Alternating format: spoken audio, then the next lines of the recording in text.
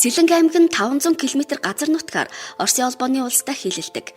Байнгын ажиллагаатай авто замын болон төмөр замын бомбдтой тул Монгол улсын хилийн тухай хууль зөрчих зөрчил цөөнгүй гардаг. 2023 онд Сэлэнг аймгийн прокурорын газрын хяналтын харьяа хилийн Тэг 101 Тэг 243 дугаар ангийн албаагчид хил хамгаалах үүрэг гүйцэтгэх үедээ Монгол улсын хилийн болон хил орчмын дэглэм зөрчих, хилийн бомбдод мөрдөх журам зөрчих 69 зөрчил илрүүлж, зөрчил шалгал шийдвэрлэх ажиллагаа явуулжээ.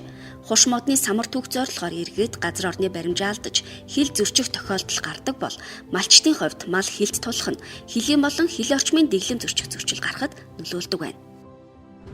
2023 он гарсаар нийт 20 удаагийн 270 хүн хилийн болон хил орчмын дэглэмийн зөрчил гаргасан байна. За үүнээс нийт 85 хүн хош модны самар түүх зорилгоор хилийн 7 дугаар сүстэй хариуцлагаар гарсан байна.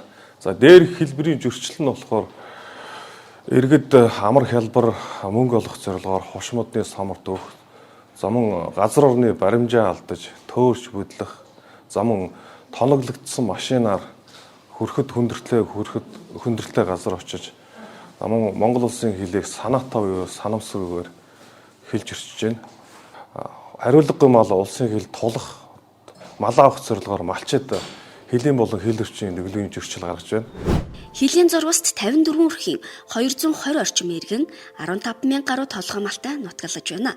Аймгийн прокурорын газраас хил зөрчих зөрчлийн гаралт шийдвэрлэлт, зөрчил үйлдэгдэж буй шалтгаан нөхцөлийг судалж үзэхэд 56% нь иргэд малаа хилийн бүсэд хариулгагүй бэлчээрлүүлснээс болж үүсдэг болохыг тогтоосон байна.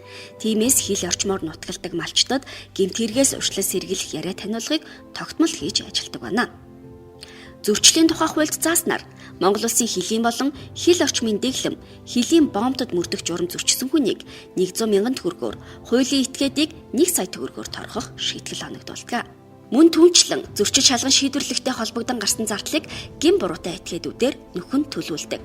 2023 онд иргэд олноороо отог болж самар түүх зорилгоор хилийн бүсэд нэвтэрсэн 17 зөрчлийг илрүүлж 201 иргэнд нийт 20 сая 100,000 төгрөгийн торгох шийтгэл оногдуулжээ. Харин 2024 оны эхний 3 сарын байдлаар хилийн болон хил орчмын дэглэм зөрчих зөрчил 26 гарч 29 иргэнд зөрчлийн тухай хуулийн 16 дугаар зүйлийн 1-р зүйлд зааснаар 2 сая 900,000 төгрөгөөр торгох шийтгэл оногдуулжээ. Хэрвээ тухайн иргэдийг хилийн цэргийн албаагчид илрүүлэн буцаагаагүй бол хуш модны самар буюу ховор ургамлын үр эдийг зөвшөөрлгүй түүсэн, цаашлаад зөвшөөрлгүй улсын хил нэвтэрсэн хэрэгээр эрүүгийн хариуцлага хүлээх эрсдэл үүсэх юм а.